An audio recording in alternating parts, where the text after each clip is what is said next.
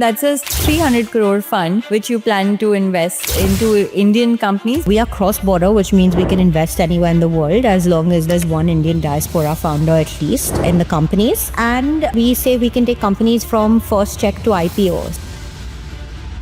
I'm talking about Natasha Malpani Oswal. She's trained as an immunologist at Oxford, did her MBA from Stanford, and produced a national award-winning film.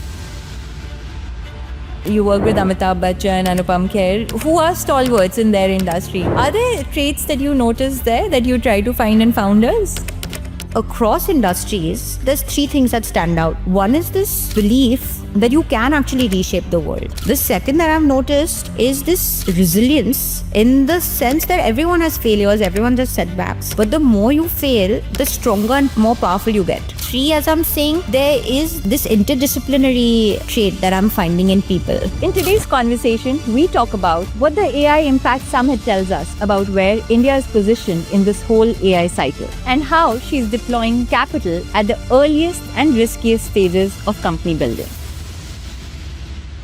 And what are some red flags that you always keep in mind when you're meeting founders? Copycat thinking, right? Anthropic CEO and founder made recently that, there's a tsunami expected and people are not looking at it or reacting to it the way they should. What is your take on that?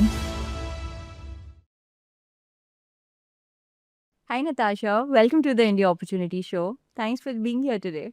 Thank you so much for having me.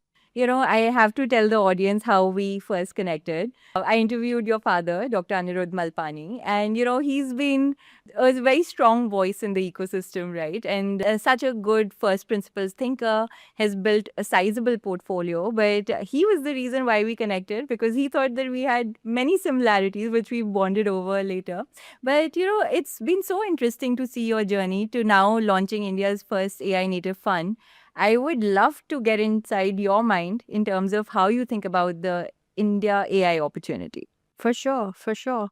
So, very excited to have launched Boundless Ventures, where we focus on companies building in AI, and we say we're backing globally ambitious founders. For me, this has been a glaring opportunity. So, I trained as an immunologist. I've been an investor previously, been in media. I actually came back to VC when the ChatGPT moment happened. So, I've been focusing on AI companies since 2023. And then the itch to basically say, I want to set up a fund that's only investing in AI was far too strong to ignore, which is why we launched in 2025. India is one of the fastest growing economies around the world. And if you want to be a part of this growth story, you need to be backing Indian businesses and companies. Whether you already invest in markets or are just starting out your journey, Grow is the place to be. Grow gives you a clean, intuitive, and simple UI to be able to experience investing better than any other platform. You can invest in stocks, mutual funds, IPOs, ETFs, and so much more, all just in one app. You can also get a very comprehensive overview of your portfolio with just a few clicks. That is why Grow has become the most trusted stockbroker in India, with over 1 crore active investors on the platform, which has made it the largest stockbroker in India. Check out the link in the description for more details. Very interesting. And that's a 300 crore fund which you plan to invest into Indian companies. But then you also have the element of cross-border. So tell us more in terms of how the fund is structured, how you set this target of 300 crores. Because I find it very interesting how, GPs, especially solo GPs, when they start out, how they think about carving out their fund. Yeah, no, so we've thought about it a lot, right? So we have very differentiated positioning. So one, as we discussed, of course, we're AI native, which means we look at consumer AI infra, vertical AI, deep tech, or physical AI, whatever it is you want to call it. We are cross-border, which means we can invest anywhere in the world as long as there's one Indian diaspora founder at least in the companies. And, we say we can take companies from first check to IPO. So we come in very, very early and then we work with founders to basically help scale their businesses. So the reason the fund is designed this way is, increasingly all businesses are going to have an element of AI in them, right? The question is, what is one, truly AI native? And then two, what is it that can be built in India for India versus India for the world versus where can you back global opportunities? So that's how we thought about the fund design. There's so much hype around AI in India specifically. We recently attended the AI Impact Summit as well. What do you think we are getting right in this hype versus, where we are getting carried away? What can we possibly build in India versus, what we should rely on technology, etc., from elsewhere? Yeah. So basically, I'm actually happy, honestly, that there is hype around AI in India now, which I think the AI India Summit did a good job of creating, to be honest. Because, even 6 months ago or 12 months ago, we had a very different conversation, right? When the DeepSeek moment happened, no one was saying, what can you build in AI from India? Or why didn't India build a DeepSeek? That just felt like a completely out of bounds for India. Now, exactly 1 year later, we have had Sarvam, launch large models, small models. So there is foundational innovation coming from India within 1 year, right? So, and then again, too, right? Even this AI native fund positioning, we were the first AI fund, but now obviously there's a lot of interest in building and investing in AI. So it is great because, this is not even a platform shift, right? This is an ecosystem shift. Like the world is changing. So we must ask the question of, what can we do in AI? And also, while it is important to separate, reality from the noise, it's important to have the hype to attract the best minds and talent to build, right? Because honestly, at this point, we're all building on shifting sand. So, you need that energy, you need that momentum to then be able to start to differentiate and say, okay, what actually makes sense and what's not. So, just to begin with, I'm very happy with the level of noise, coverage, ambition that we are seeing now in India. But when you think about, like the billions of dollars which has gone into the AI space globally, India is still at a very, very nascent stage, even when it comes to the quantum of capital being deployed. So, how should one think about investing in the India AI opportunity? Where are the pockets to really look at? Is it in the infra space, picks and shovels as they call it, or is it in building consumer applications, which I know you've invested a lot of time looking into? Or, what are the pockets of opportunity that you see that, were ripe, in your opinion, to build an AI native fund? Yeah.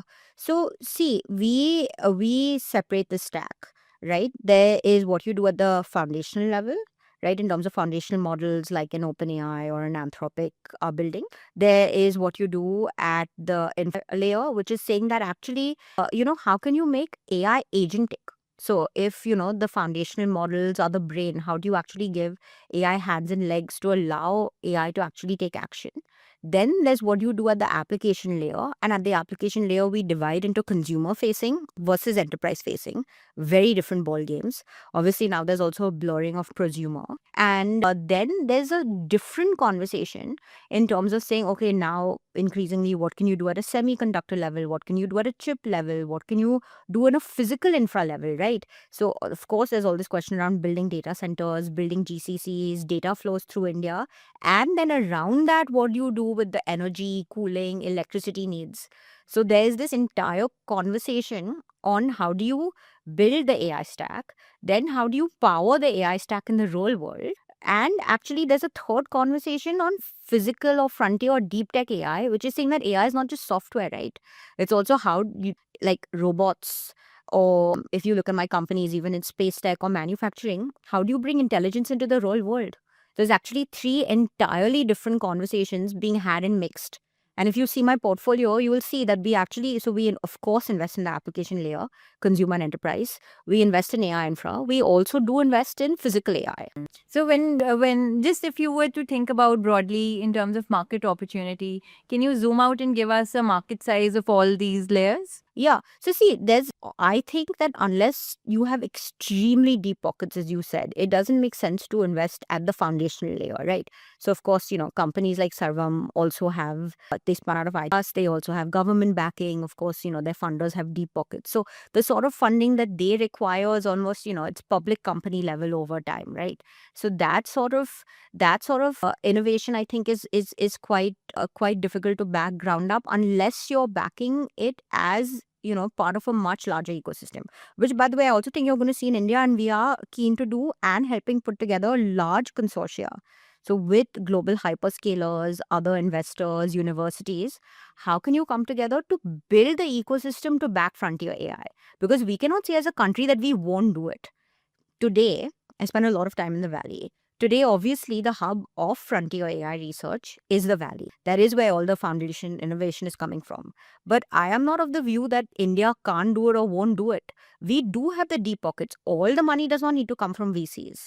Even if you see India AI Summit, of course, the biggest commitments that were being announced were with Reliance, Adani, TCS. So you are going to have corporates, of course, coming in, backing data centers, GCCs. Government is extremely supportive, obviously, of India building the AI sovereign stack. Universities, as I said, like IIT Madras, are spinning up companies like Sarvam. So you're going to see this ecosystem shift when it comes to your question on, how will the market evolve or what will be the market size for foundational model companies. In AI infra, actually, there are interesting companies to have come out of India, like a Composio, Emergent, right? Like very breakout infra plays. That is actually very difficult to build, at least according to me, unless you're now building in security, governance, compliance, because the foundational models will end up taking a large part of the infra plays, right? Like every week you're hearing announcements, right? Where you're like, oh, a whole spate of startups got killed by Claude or an OpenAI, right? So even, for example, context graphs were very, very hot in December, January, but now look at the updates Claude has announced in memory. So AI infra, I think, is a little bit a tricky space to play. And then consumer, honestly, the market size is literally, I think you honestly can't put a market size because one, all existing consumer tech companies that are not consumer brands will be consumer AI. And there's going to be a completely new spate of business models that you couldn't have imagined, right, in the consumer space. Because when we're talking about AI specifically, we're saying that AI is now generative. Like literally until the LLM move, when you said AI, you were talking about fancy regression. You were basically saying that this is statistics, right? Like it's prediction. But now, because this is such an insane shift to AI becoming generative, you can talk to machines in natural language. Machines can talk to you in natural language. So we're not just talking about better search or filtering or personalization, right? We're talking about companies that we couldn't have imagined being created, and I'll give you a few examples in a second. But so consumer AI, you can't put a market size. And again, enterprise, I think it's very easy to say, oh, now software is dead. It's been killed because of Claude and Anthropic and these foundational model companies. But I don't think that's true. Software is evolving. It's mutating. Okay, so you might not have, these analytic tools or whatever survive. But, CRMs are going to evolve. You're going to have AI native CRMs. You're going to have different decision intelligence. So again, like, I don't think you can put a market size because the market is shifted. It's a structural shift. So obviously there's going to be some short-term pain also. We've seen it with the, I hate calling it this SaaS apocalypse in the US and this, IT software crash in India. But that's short-term pain. That's just recognizing that, okay, business models are going to change. But to now say, okay, what will the size of these new companies be or what will these companies look like? We actually need a lot more imagination and creativity. And I feel like we're right now in the stage of fear. So we're trying to look at an old world and like put old frameworks. But that's a very important thing that we say that, listen, if you're not now experimenting and taking risk and being very bold and ambitious and imagining this new world, you're dead. That's true because, there is all this talk about, 30% drawdown in the IT space or 300,000 jobs lost. And, so much in terms of, people, workforce getting fired or being trimmed down because, there's a plugin launched which completely disrupts that industry.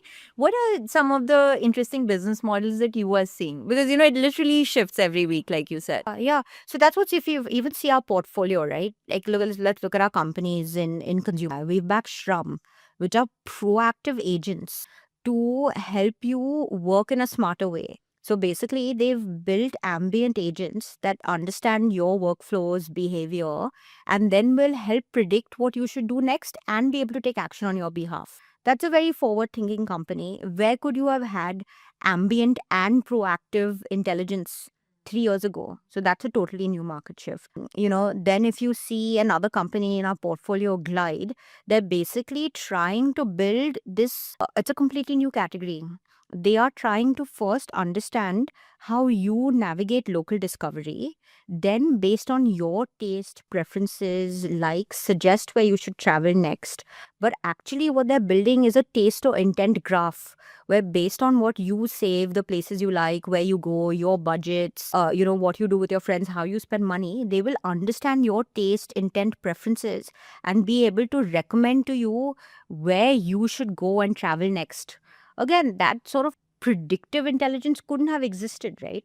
That's a completely new company. And then we have this company in stealth that's basically reimagining the relationship that people are now going to have with their teachers and mentors. So they are looking at learning, but they're not just building another AI tutor.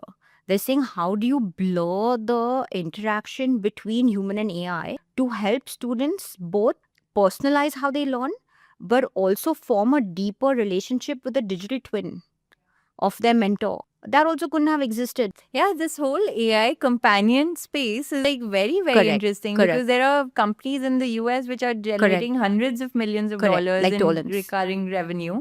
Do you think that's a right space to build in and it'll get verticalized? See, I think companions is a very bastardized term because, of course, see, when you're saying AI is generative and you're talking to machines and machines are talking back to you, I mean, power users are spending more time already talking to AI than anyone in their life.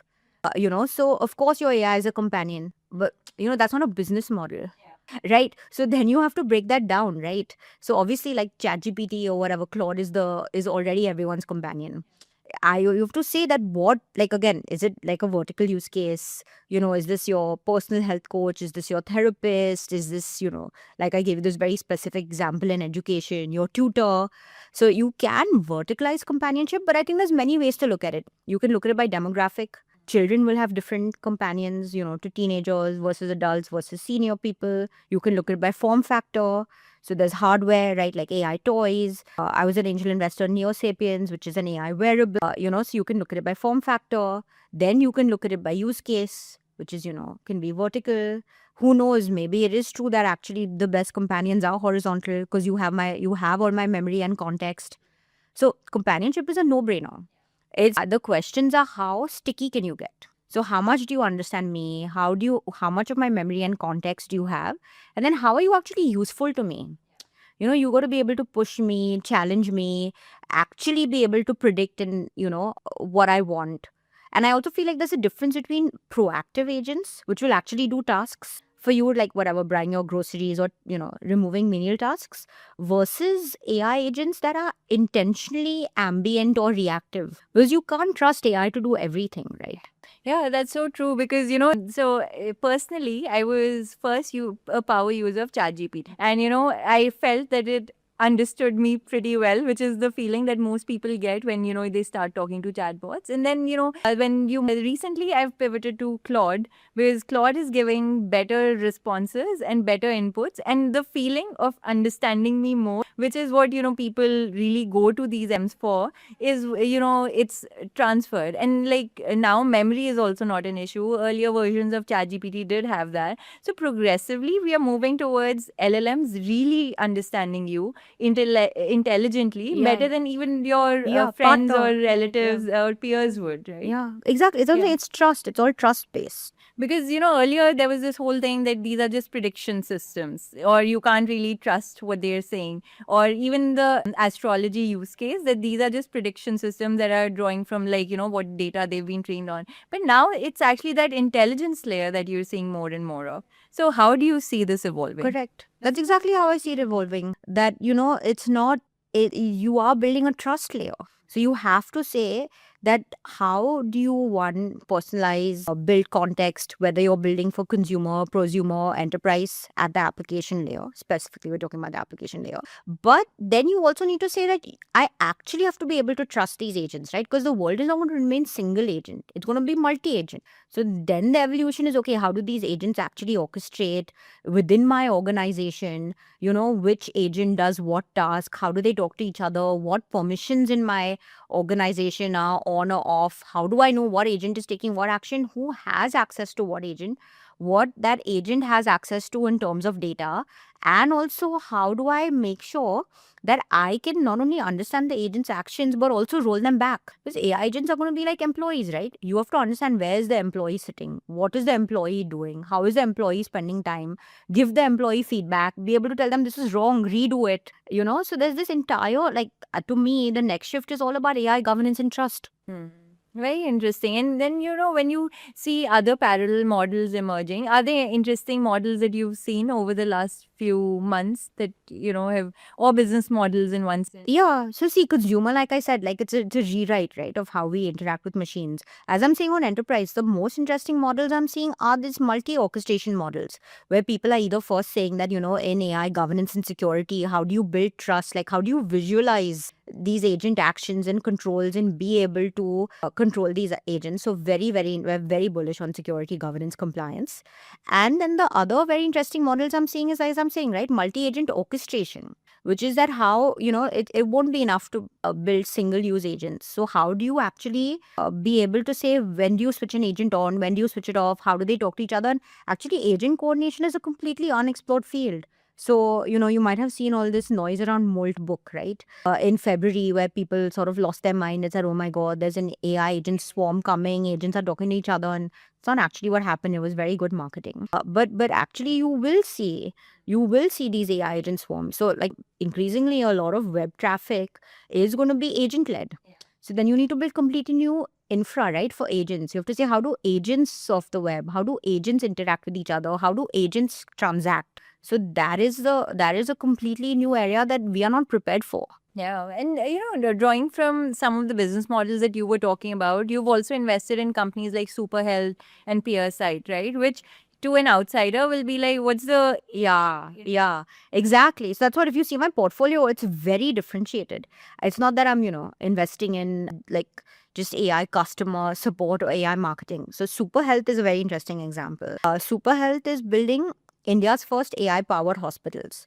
Varun is a very interesting founder. He's ex-CRO of Apollo, ex-CM of Ola Electric. So he understands healthcare, he understands real estate, he understands operations.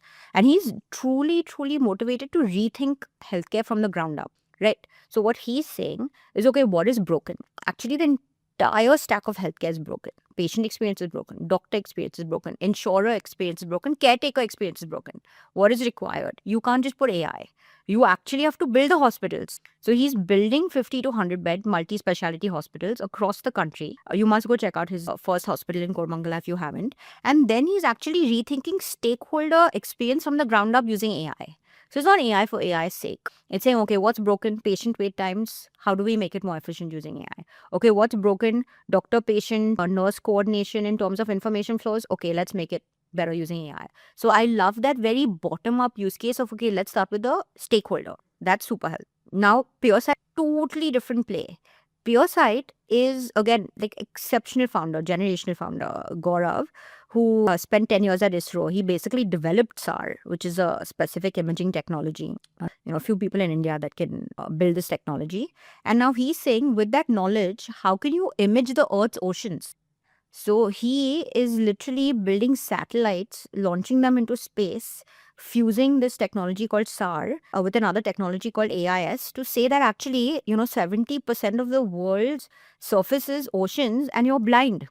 Because either that imaging data is very expensive to get or it's very poor quality. And so obviously there's a defense angle to it. There's also a hedge fund angle to it. There's a commodity trader angle to it. Because, a lot of people need to track the movement of ships. Right. And then, of course, there's also, by the way, a climate change angle to it in terms of conservation, etc. So that's also very interesting. Right. So, actually in this conversation, we spoke a lot about software.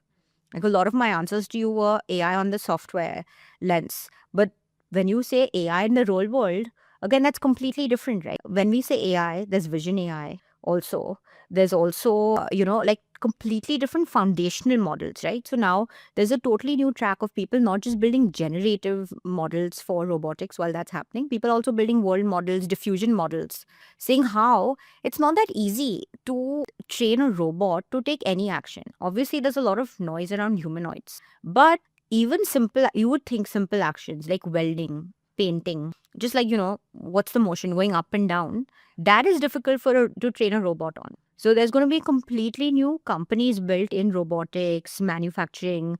PureSight was a space tech example. In my portfolio, I have a very interesting company, again, we're checking out, called Armatrix. They're building snake-like robotic arms for different use cases in confined spaces. Now that's so niche. You're like, why do you need a snake-like robotic arm for people to get into a confined space? But that in itself is a massive business. Because actually, for oil and gas tanks, aviation tanks, marine ports, mining, you need, instead of sending humans into very dangerous places for inspection, if you can send robots, you can actually save human lives, right? So companies are really willing to pay for that. So these guys are building the hardware and software stack to build these flexible robots that one can obviously get into those spaces and then be automated. So that's what the world is changing. But that's very interesting that you say that, because it helps us reimagine what some of the existing business models can look like. If you really think about it, I always wondered while I was working in Meta, I personally feel that Meta is the biggest deployer of AI when it comes to be at your news feed, what you see on your feed, how the ads are targeted, even the ad campaigns that are running. Like, people think that AI is something that you do post something, but like a Meta and like big platforms have been using AI tremendously. So there is a way to reimagine existing business models and make them super productive. So where are the interesting spaces that you are seeing?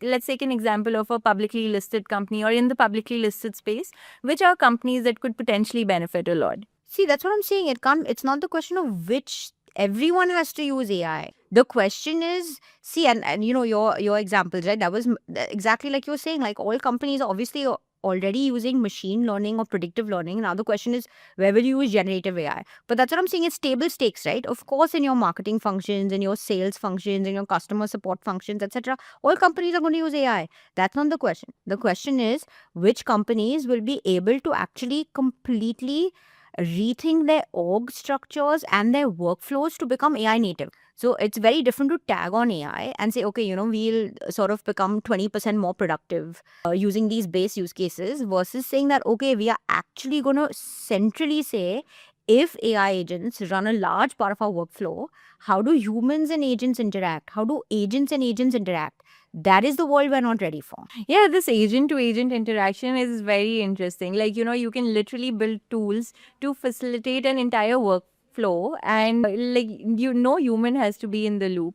Are there interesting use cases that you've seen? So, see, it's not there yet, right? Like, so Moldbook, I think, was very interesting as an example, because it was our worst fears come to life, of saying, what if AI agents started to interact and we lost control of them? So that was the optics of it. See, no one is in the real world already deploying these agents and letting them just talk to each other and, do transactions, because it's not safe. Right, which is what I'm saying. So until we first develop all the infra around this governance, safety, coordination, these agents are not going to be set loose in the real world. So first we have to build the infra, then we have to let the agents loose, and then you're going to see this new wave emerge. But it's early days. So that's what, there's a big difference in the narrative and the fear versus what's happening in the real world. Yeah, and another fear-based statement that Anthropic CEO and founder made recently, that there's a tsunami expected and people are not looking at it or reacting to it the way they should.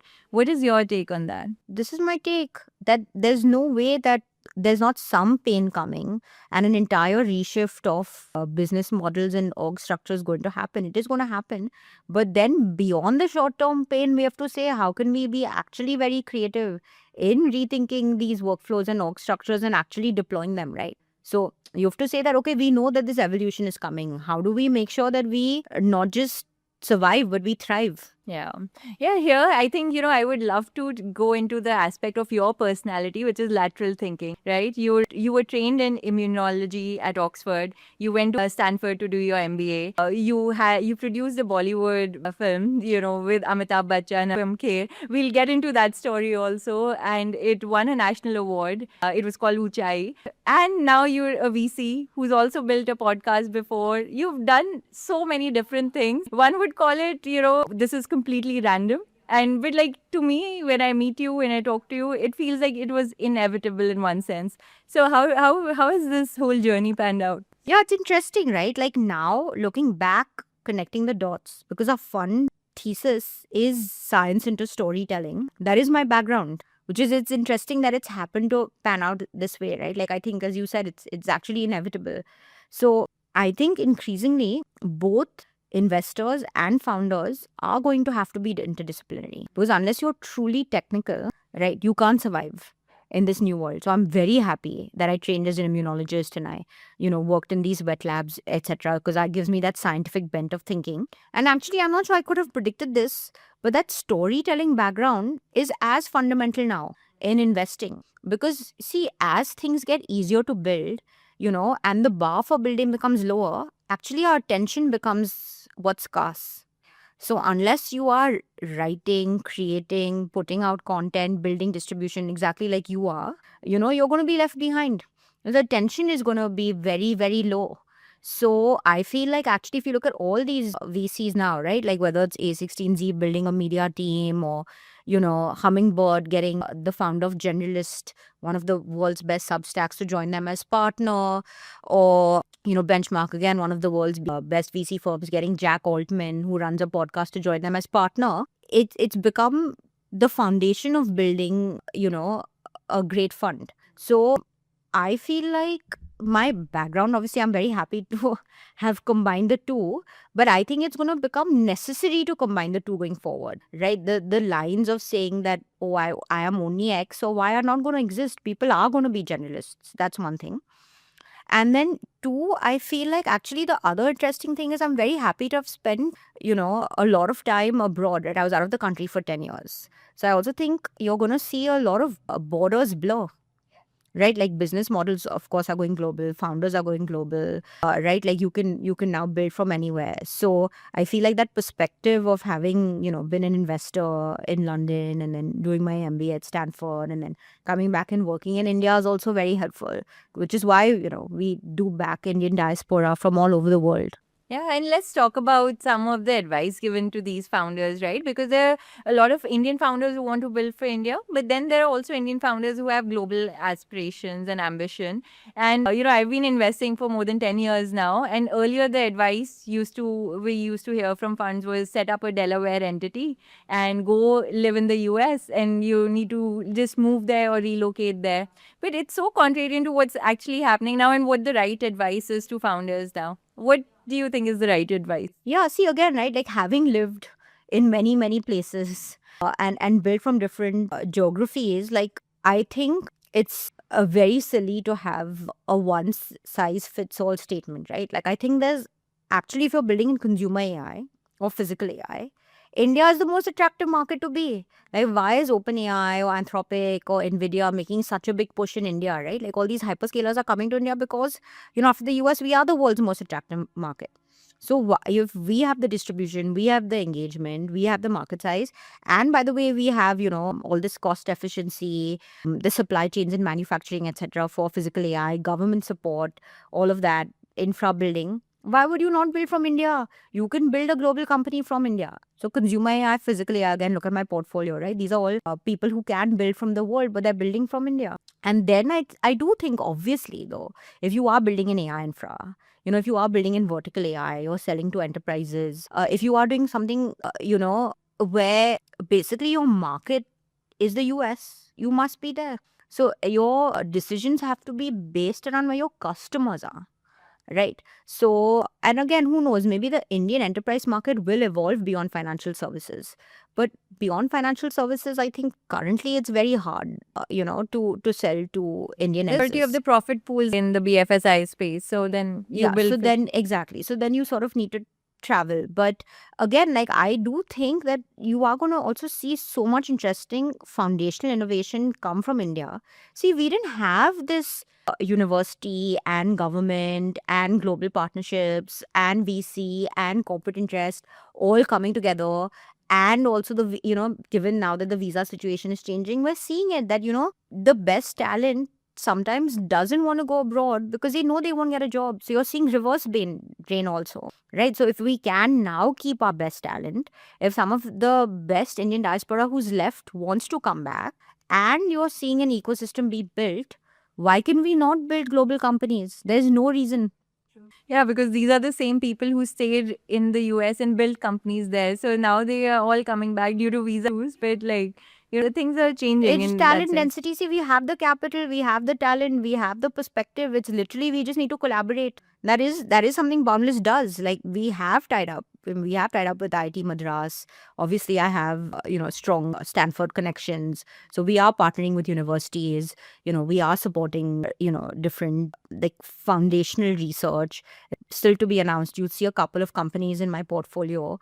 They are really rethinking at a model level, how do you actually make AI more deterministic or mechanistic? Those sort of companies couldn't have been built again a few years ago. True.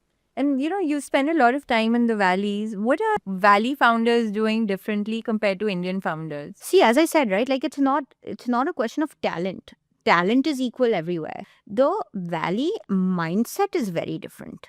That's what I find very, very interesting. I think in the valley, you have this mindset of abundance, right? Like you actually believe that like you should be creative and anything is possible, and you wild outsized risk in terms of your vision. In India, I think because we try to be so sensible and constrained and do the math around market sizing and profit pools and unit economics, that the vision itself, the starting point, sometimes is constrained. So this is what I actually tell founders, right? I meet amazingly talented teams, for example, building in education. Now, if everyone is going to build an AI tutor to crack, a JEE or a NEET, what's the differentiation?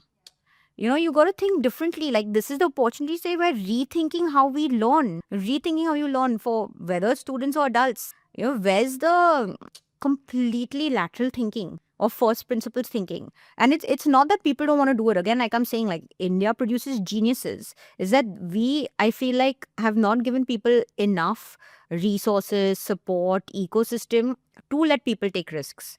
So that's that risk-taking mindset. The risk-taking mindset, that abundance mindset is, I think by the way, I see it coming in with the under 25 founders. So I do increasingly back a lot of younger founders. So, there's one founder in my portfolio who's trying to build autonomous amphibious airplanes. I think that would be, maybe if you were older, you'd question if that's possible. Even this Amatrix, by the way, under 25 team. Very interesting, right? Because I've also spent time in the valley. I was there for 2 fellowships, and the culture there. In fact, I stayed in the same house where Google was built because it was funded by, this fellowship was funded by Asha Motwani, who is Rajiv Motwani's wife. And Larry and Sergey were his students, and they authored PageRank with him. And we stayed in the same house, and the culture there of paying it forward and helping out in terms of for the greater good in one sense is truly, truly there.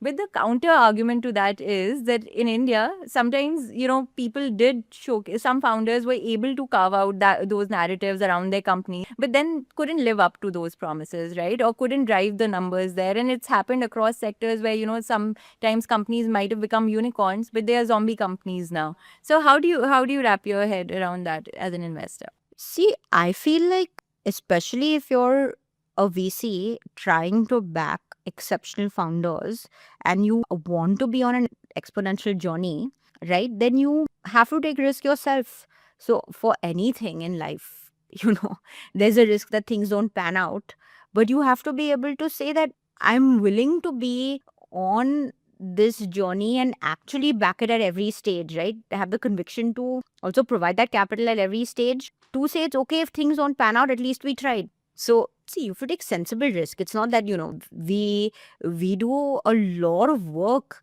as you can tell from the conversation, in terms of market sizing, opportunity, what is possible, etc. But then in the end, you must take that creative leap to say that, is this person actually going to reimagine a new world? Here, I would love to draw from your media experience because, you did produce and you worked with legends in the field, right? You worked with Amitabh Bachchan, Anupam Kher, who are stalwarts in their industry. Are there traits that you notice there that you try to find in founders? Yeah, see, look, as I said, I've been an immunologist, so I've worked with scientists. I was an investor, then worked in media. I got to work with some exceptionally talented people, including Baj Barjatia, who's also been one of the most successful directors of his generation. I feel like across industries, the there's three things that stand out, and that's the same thing we look in our founders at Boundless also. One is this belief that you can actually reshape the world. That's what I'm saying. That belief, like the starting point, that you can actually create a new future, is the most important thing according to me. The second that I've noticed is this resilience, in the sense that everyone has failures, everyone has setbacks, but the more you fail, the stronger and more powerful you get, right? So the not just the ability to bounce back, but to almost enjoy that pain, I think is one very interesting thing that I've seen. And then three, as I'm saying, there is this interdisciplinary trait that I'm finding in people, where you've not just done one thing, you have a technical bent, and then you have a creative bent, and then you sort of are able to combine them as needed. So again, if you see my portfolio founders, I'd tell you that all of them show these three traits. Yeah, why is storytelling such an important component of this in your head? Storytelling is, as I said, right, one is just from a very common sense perspective, because attention is getting so scarce. It doesn't matter how great your product or company is if no one's heard of it, right? How will you sell to customers? How will you attract the best employees? How will you raise capital? Just stand out from the noise. But two, I think good storytelling is also a function of very clear thinking. So if you have very clear and original thinking, and then you understand what it is that people want to hear and see, and then you can make them feel something, that means that you are actually able to sell. So storytelling is selling. And what are some red flags that you always keep in mind when you're meeting founders? What are deal breakers? Deal breakers. See, again, VC is the sort of industry where you'd have to pattern match, because obviously you're talking to, for every, one company you invest in, you're talking to 1,000 founders. So you must pattern match to say this works and this doesn't. But the problem is, the second you say, I won't do X, or like this is the red flag, actually that's the flag that works. So I actually never say I won't do something, because you never know. But I'll tell you a couple of things that I do find, not very helpful. Is one is obviously copycat thinking, right? Like if you're trying to basically build the exact same thing as like 200 people just because it worked previously, then it's very difficult to say like what's your moat or why you will stand out. And then I think two is also just this, while you have to have this belief that you will shape the world and you're resilient and you'll grow from setbacks, etc., you also can never be a solo player, right? You have to show that how can you attract the best talent, people, ecosystem around you. So that is also very important, because you can be a genius, but you can't do it alone. That's true. And because you were working at K Capital, and it's an established brand with established deal flow, partnerships, etc. And they've had a track record built successfully, right? But to then step out and be like, no, I'm going to raise a 300 crore fund. Why did it have to come into existence? It wasn't my plan, to be honest. As I said, I wanted to come back to VC when the ChatGPT moment happened. So my only plan was I wanted to invest in AI. That's the only thing. I was clear that I want to do early stage, actually. Sanya only wanted to do early stage, and I wanted to invest in AI. And I love K, by the way. I'm a massive fan of Sasha because he's a very first principle, very contrarian thinker. He's one of the, OGs in terms of helping build the Indian VC ecosystem. It's just that over time, I really started feeling this itch that, you have to dedicate a pool of capital, resources, time, and ecosystem building to seriously be part of this new wave. See, so much of what I'm telling you, right? Spending time in the valley, spending time with frontier labs, following what's happening in physical AI infra, etc. Like, of course, I've dedicated, a serious amount of capital, resources, etc. to not just be catching up, but to be ahead of the wave. So that's why I set up Boundless. Just because it's not a wave, it's a tsunami, right? Like I'm telling you, it's a structural shift. So I want to be one of those people who are positioned ahead. That's true, because one is that you specialize within the same fund and you specialize in the stage that you want to invest in. But your father spoke about his publicly listed portfolio. Obviously, you have a good lens of the public markets as well. But why continue to go heavy on early stage? Why not go like stage sector agnostic? Yeah, see, actually, both sides of my family, like we really do have the first check to post IPO on public markets, right? I could have done at can do early stage, I can do growth, I can do private equity, I can do public markets. True, you Right? literally Yeah, have an I can do. instrument for Yeah, every. I can literally do anything. I have chosen to do a VC because I mean, one, that's my skill set. I am very people driven, bottom up, innovation focused. I've been a founder myself. I want to back other founders.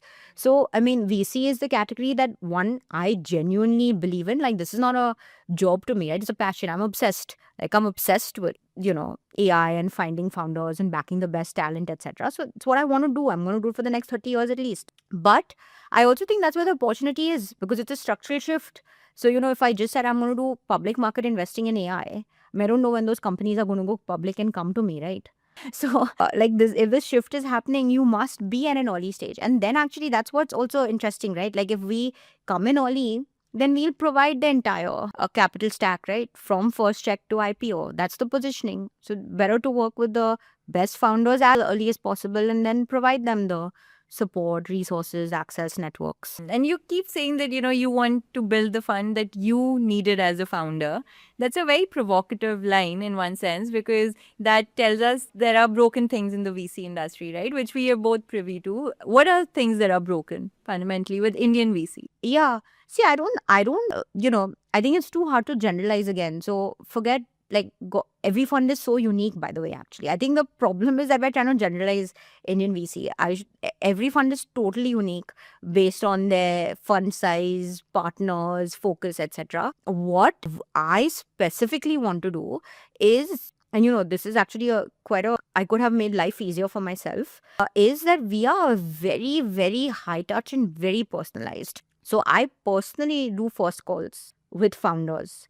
It's not that, they will climb up multiple levels or people who come to me and then they'll meet me at IC 6 weeks down the line, etc. Right? So I'm doing first calls. I'm obviously doing a lot of the diligence, etc., along with the team. Portfolio support also, obviously, again, we do provide a lot of structured support, but I do personally completely available to all my founders at all times. So it's just a very high touch fund. Yeah, because there are two models which are emerging, right? Like you can go the A16Z where you have hundreds of people employed and you are building multiple platforms on top of each other, media venture, etc.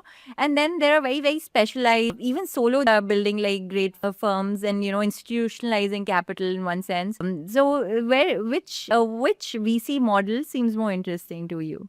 I'm actually neither, because that's what I'm saying. Like, I think even VC is going to evolve. So you are definitely going to have these like massive institutions like a General Catalyst or whatever play a role in every stack. That I'm clear that that's not going to be us. But we are very institutional in our approach, diligence, support, but very personalized in our interactions with the founders. I think you can do both. Why shouldn't you provide the highest quality access and support? You should. But also, why should you act, like a public market house when it comes to founder interactions? So we separate the two. It's institutional but personalized. Yeah, because you were building the thesis for AI investing back in 23-24.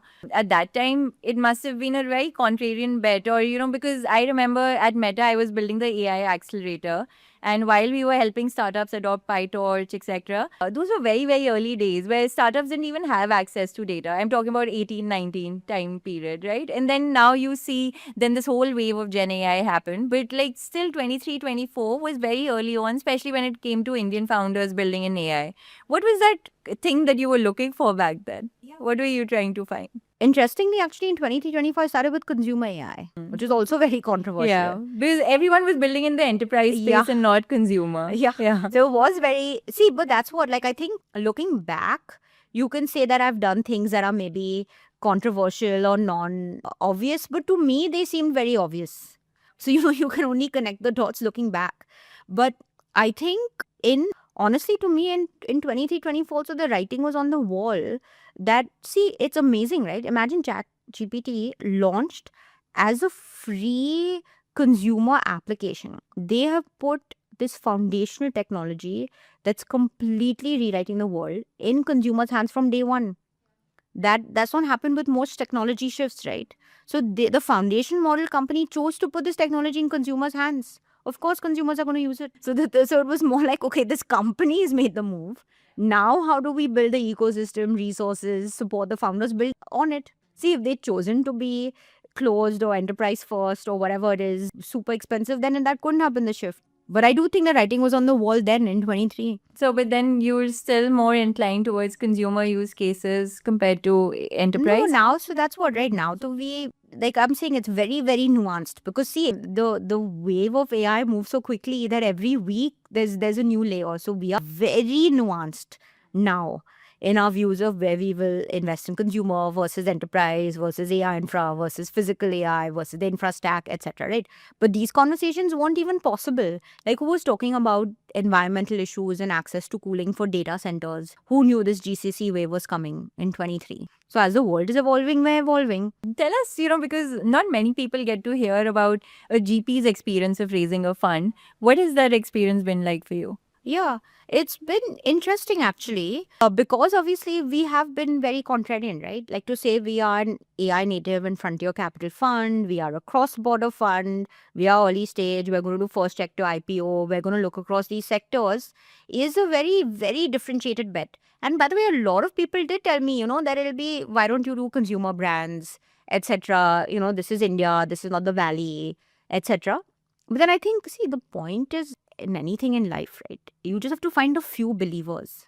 You have to convince the world. I mean, the world will hopefully be convinced with data, etc. over time. But that's what all my founders do, right? It's like, what do? We all find a few first believers. And then you let your actions speak over time. And you said that your fund was oversubscribed. So, what was the pitching process like? What was the most common feedback that you heard from L? The most common feedback was that India mein kya hoga, AI mein. Right, but that's exactly why I'm so excited with this shift. Like, I actually think this India AI Summit has been exceptional in changing the narrative. That's how we started the conversation, right? Saying that, yeah, this AI hype that is good for the country. We must create the AI hype because that's how you attract builders. And there was definitely a lot of that happening, right? Like with Sam Altman, Sundar Pichai, everyone coming here and committing actual dollars and sizable amounts. So it does inspire a lot of young founders to start building in this space or even exploring what can happen instead of looking at other markets. So tell me, in terms of your cross-border thinking, because Gift City funds are also becoming more common now than before, and especially over last year, it's become more common. What are you thinking? Like, how are LPs thinking about it from a positioning standpoint, risk, Yeah. etc.? See, basically, as I was saying, right, because borders are blurring and you can build from anywhere, I think it's important to have the optionality. Deal flow is always bottom up, but it's just important to give yourself the options to say that you can invest anywhere because the world is uncertain, right? Like, we cannot say what the next 5 to 10 years are going to look like. So I think that optionality is very important for us. True. And when it comes to cross-border plays, what kind of plays are interesting? So as I said, consumer AI, physical AI, I'm much more interested in doing India for India. For specific parts of AI infra, and especially in security, governance, compliance, some parts of more frontier AI, I think the Valley is very interesting. And by the way, I'll tell you one more thing. So there's this whole thing of reverse brain drain, right? So obviously there's a lot of people, who are wanting to come back, build companies here, etc. And the Stanford Network, by the way, is helping people come back to India, bring the best talent back to India. There's also this conversation where a lot of people building in the Valley do want to also build offices in India. So it's not like this thing of, oh, are you a US company? Are you an Indian company? The companies' structures themselves are blurring. Right? Like, teams are distributed, teams are global, teams are remote. Yeah, even for that matter, even while I was at Meta, the second largest market for Meta was India. So there was like this whole carve out of like India structure. India market got its own VP, which had never happened across any other market. Because India was so high on priority, and of course, now usage, etc. Everything accounts for it and like fuels that wave. But like it's going to happen even more so. I mean, look, OpenAI, Anthropic, Google DeepMind, NVIDIA, they've all come to India. They're setting up sizable offices. Yeah, you've also called this a once in a generation moment for India and AI. I want to stress test that a little. What does India actually have that the US, China, or Southeast Asia doesn't have? We have, I really think we're quite exceptional, right? One, we have the talent. Like, we have the best minds in the world. Who is running these large companies? Who are the researchers? Who are the CEOs? The Indian diaspora. So, one, we have the talent. Two, we of course have the distribution, right? Like, just in AI, actually, AI is very data hungry, right? So we have the distribution and engagement. So it's not just saying we have the distribution and engagement for monetization. We have the distribution and engagement to provide the data, right? So we have the population, which is a massive advantage. We have the mindset, which is openness to using AI, right? Like, the India is like the second world's largest usage market for OpenAI. We're already using AI, so we have the openness to AI. Then we have the entrepreneurial energy. Then 5, as I'm saying, we have the government policy support, etc. Right? Then 6, we obviously have these large corporates who want to come together and fund that innovation, right? Because they're also seeing their business models being disrupted. And then we have not just amazing startup talent, we also have a very thriving VC ecosystem. I mean, which other country has all this besides the US? So, Ms. I think this is the perfect tagline for the India opportunity. Because I'm telling you now, besides US and China, only India, I just don't know who else in the world has this. And this is after spending a lot of time outside the country. Yeah. And you were on the founding team to put together a $1 billion fund as well, right? So you've seen that whole, you have not only early stage, but also institutional capital coming. Yeah, I've been an investor in London. Obviously, both sides of my family has seen the markets evolve in India for 40 years. So we have a 40-year perspective, inside a 40-year perspective.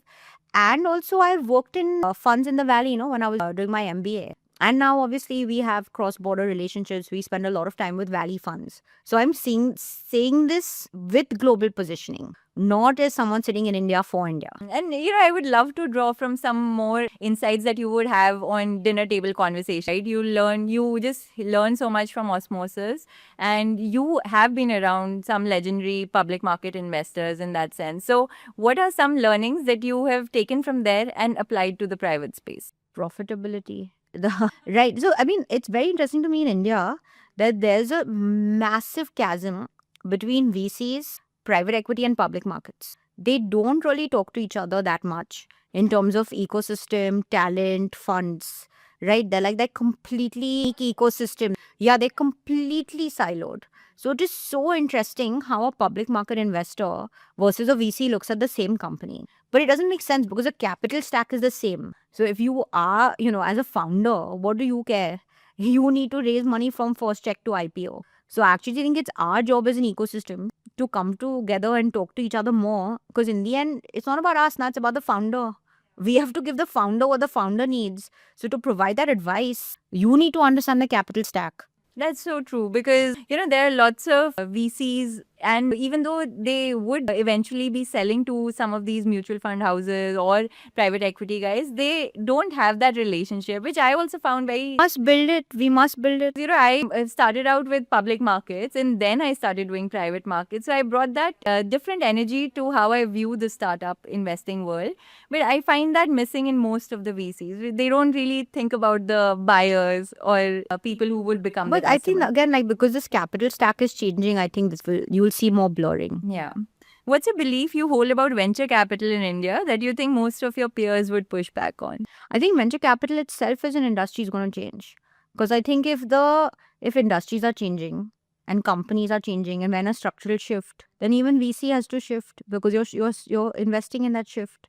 So I feel like, I think that in VCs interest increasingly will have to again be also going to be in the same attention scarcity question of why there's going to be no constraint with capital. There's going to be abundant capital. So question is, why should someone think of you? Why should someone come to you? And the differentiation is going to have to be your brand, obviously you and your team, your reputation, your relationships, how you think, how you behave. It's going to be a much more personalized and high-touch game. So content is the name of the game. Content, even content I feel like is such an abused word. Content is not... To create good content, you need very clear thing, right? Then you have to be a good storyteller. This is not just like put out some AI slop. Like that doesn't work. You have to build distribution. You have to be able to capture someone's attention. So I'm saying that storytelling is the name of it. How do you stand out from the noise? Now, content can be whatever, social media content, it can be podcasts, it can be videos, whatever. Content is just the format. But the point is that how do you stand out? So let's fast forward to 2030. Boundless has had its defining outcome. Tell me about that company. What does it do, and why were you the right person to back it before anyone else saw it? See, I hope all the companies I've backed have an outlier out. So I definitely cannot choose in between, like between my portfolio. But I do think that, companies that couldn't have existed will be built in space, health, education, right? So I think the role that Boundless will have had will be that, hey, we identified a generational founder. Hey, we back that founder from first to IPO and post consistently. And we helped shape a new market. We helped bring new business models to life and hopefully actually then changed people's lives. Because this company should have existed and we helped make it happen. More power to you on that mission. I hope that all of that becomes true. We'll do a quick rapid fire before we close. Most overrated trend in Indian venture right now. Looking at, in fact, now consumers to be losing popularity, spending too much time on unit. Why so? Because if you are now backing these new age companies, right? Like I'm saying in reimaging the world's oceans or, robotics, like you can't just look at like LTV to CAC day one. Right? How do you actually shape that market? And if you back a technology that breaks out, what will that market look like? Most underrated AI company people should be paying attention to. I think Granola is a absolutely breakout company in terms of the intelligence layer they've built. And a second more fun creative company is Suno. Music Granola generation. is not the cereal we eat, guys. She's talking about an actual AI company because most people haven't heard That's of what Granola. it's such an underrated company. Like excellent.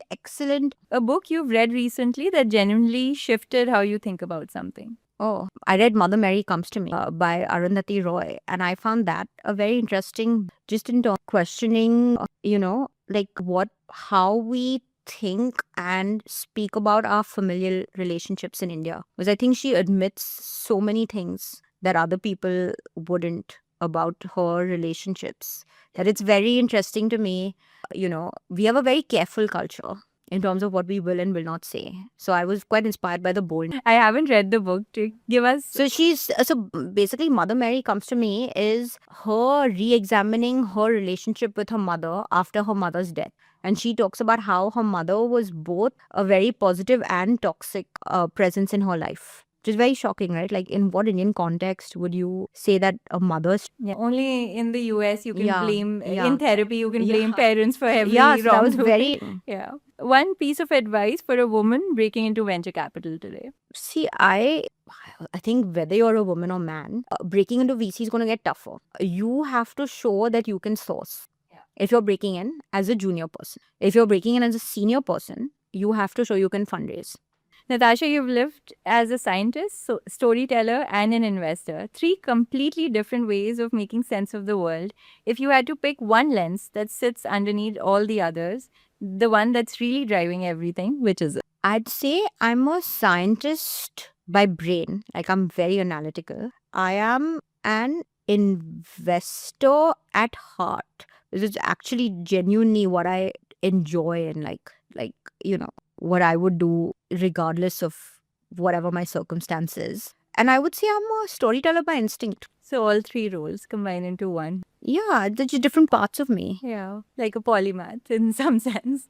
Well, thank you, Natasha, for coming on. I think, we've had so many similarities from raising a toddler and investing and having a natural love for just building in media and investing in general. But, I'm so glad that Dr. Malpani introduced us and we continue to be in touch. And I wish you all the success with Boundless. Thank you. Thank you for having me. Thank you for tuning in to today's video. I hope you took away some interesting insights about what is happening in the AI space, how venture capitalists are thinking about the opportunity, and how India is well positioned to make structural changes in its economy using AI. Remember to subscribe to our channel, and thank you for watching. Investment in securities market are subject to market risks. Read all the related documents carefully before investing.